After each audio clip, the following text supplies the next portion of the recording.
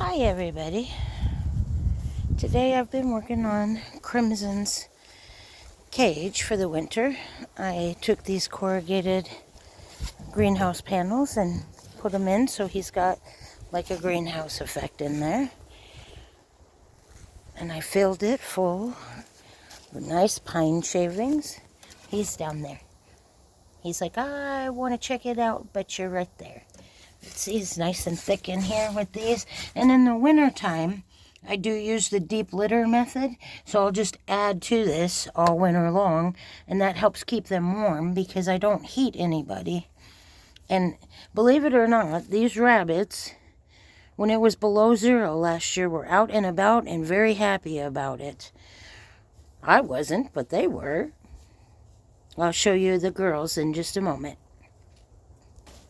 I will say, I think Crimson is happy. Huh, baby bunny? What you doing? That's what his home looks like for winter. He's got a door on the bottom, and he comes out right there.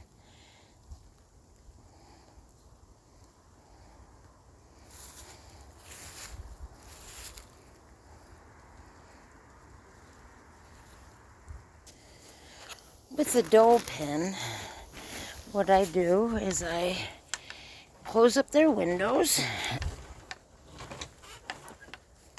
Trying to get the gate closed. I've got one more to do. I can't find the block like this for that side. But they have greenhouse in there. I need to clean all that. That's from the book.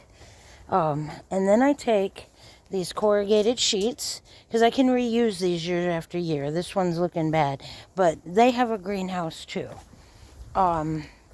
That's for ventilation. But this helps keep them warm and out of the weather, and they're always in it in the wintertime. I've got a couple of places that I'm going to have to end up using plastic on this, because those pieces of corrugated plastic are not useful this year. But I'll cover this and that, and they come in. There's a little slot right there for them to come in. But I fill that with hay and stuff in the winter, and it keeps them nice and toasty warm. All right, the doughs are done. I like to put this in here nice and thick. And again, I'd use the deep litter method on this, on all my animals in the wintertime. It helps keep them warm. These ladies are like, oh, thank you. Hi, pretty girls. Those ears are great, aren't they? Beautiful girls.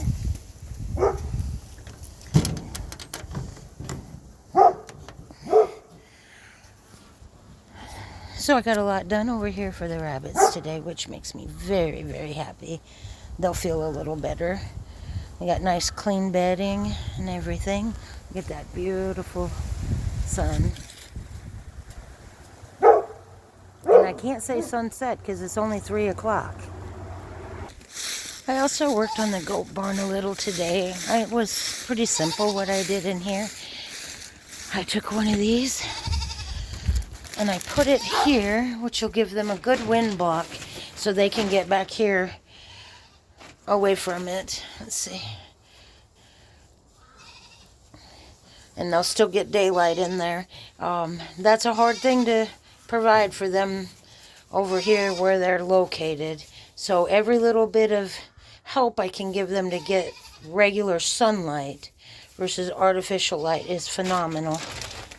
And Nala's saying, oh, is that going in my bedding? Yeah, that's going in your bed. Fresh bedding.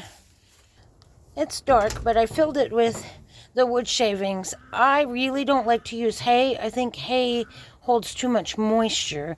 But with the goats, they create so much waste that hay is going to be used in here with the pine bedding. Hopefully that'll absorb a lot of the moisture out of here. Everybody's out there fussing at me. The fun part of having a homestead. Everybody talks to you.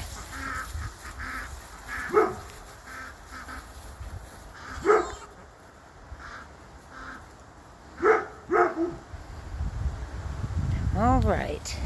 I worked on Whitey's castle, but as you can tell, it is super, super windy here today. And I can't do that. I needed to just leave it alone. Because I didn't have any extra hands today. And it was beginning to be too much and frustrating. But I got so much of this done.